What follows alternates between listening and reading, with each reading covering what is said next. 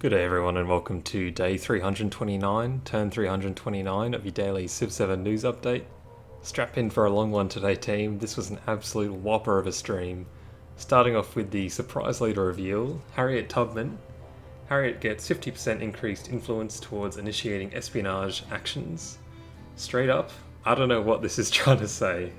Despite going over these espionage actions just yesterday, I can only assume that this means that espionage costs 50% less influence to carry out. Strange wording on that one. She also gains a bonus of 5 war support on all wars declared against her, and her units ignore movement penalties from vegetated tiles. That last bonus is particularly quite strong, I feel, considering this will affect all of your units for the entire game. Onto the second leader, we have Benjamin Franklin. His ability grants +1 science per age on production buildings in cities and gives +50% production towards constructing production buildings. He also gets +1 science per age from active endeavours that he started or supported, and he can have 2 endeavours of the same type active at the same time. The science bonuses seem nice, although quite small into comparison to some of the crazy tile yields we've been seeing, talking upwards of like 100 yields on a single tile, though the 50% production bonus towards production buildings does seem insane. Any ability that gets that snowball rolling early is always going to be huge. I think solely because of that effect he is going to be a very strong leader overall, although sometimes I review these leaders and civs in this game and think that everyone sounds broken, so maybe no one will be.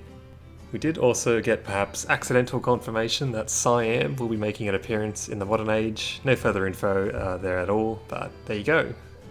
Next up, the moment we've all been waiting for, but perhaps one person more so than others, railroads. We got so much railroad info on this live stream. I just want to put this image of Ursa here when the railroad tycoon victory got revealed. More on this later. But look at the smile on this man's face.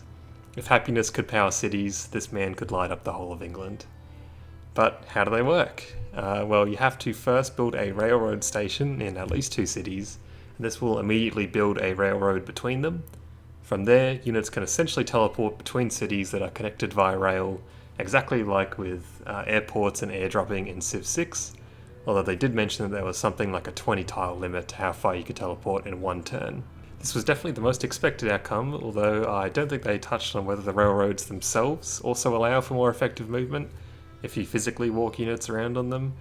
The other slight oddity is that they said that railroads will automatically be built between your cities and other Civ cities and towns if they also build stations.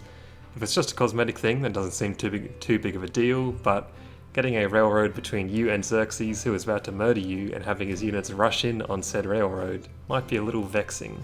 So if anyone did catch whether the railroads actually improve unit movement, please let me know.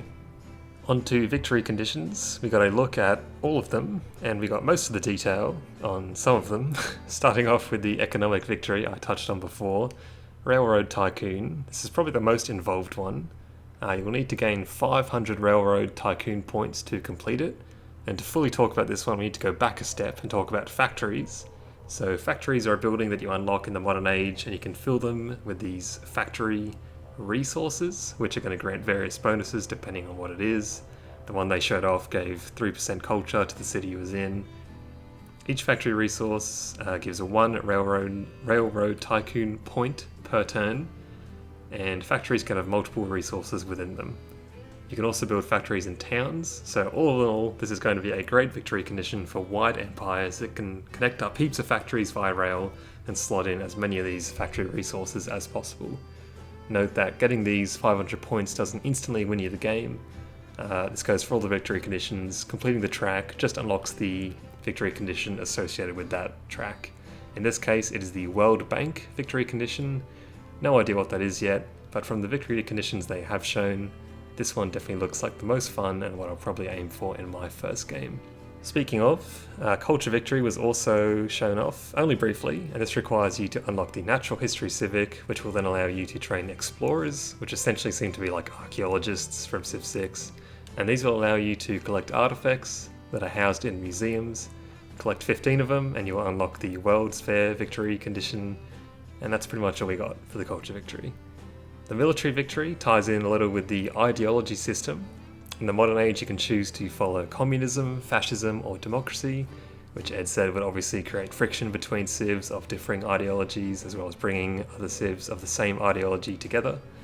For the military victory path, you need to gain 20 points, which you get from conquering settlements.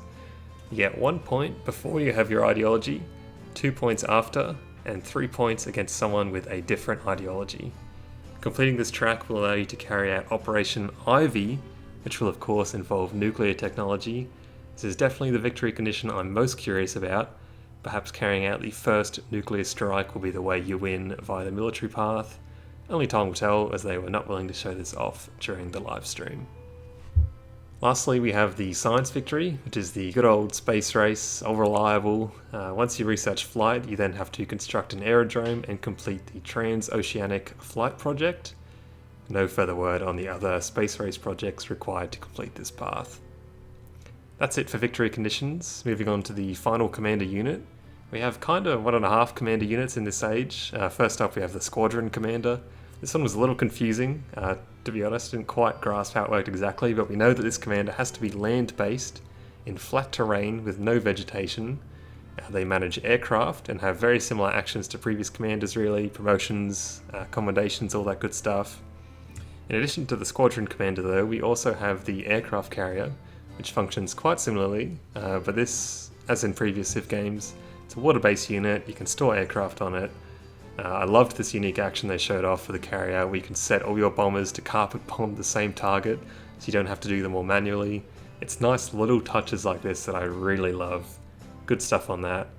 I wasn't in love with the fact that the planes, after they take off from the carrier or the airstrip, they teleport to the location, they just kind of phase out of existence and then teleport to where they're going instead of actually flying all the way over. I feel like that was a really cool part of previous games, especially with this new carpet bomb action. This would have looked so cool to see all your planes taking off and doing bombing runs one after another, but alas, it still looks pretty cool.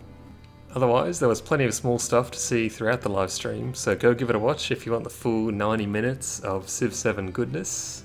Some things still to note though. The UI is looking pretty much unchanged from when it was first revealed, which is a little disheartening. The minimap in particular still not showing the actual borders of civs is a weird one. Maybe it's just really low on the priority list and they're really sure they can get that working in time. But this is the sort of stuff I would expect to be polished up before release. Yield icons as well looking pretty rough. Sorry to end on a negative note, there was a ton of exciting stuff revealed today and I was really happy with the live stream overall, but that's all I've got for you today. I'll see you all tomorrow, but until then, thanks for watching.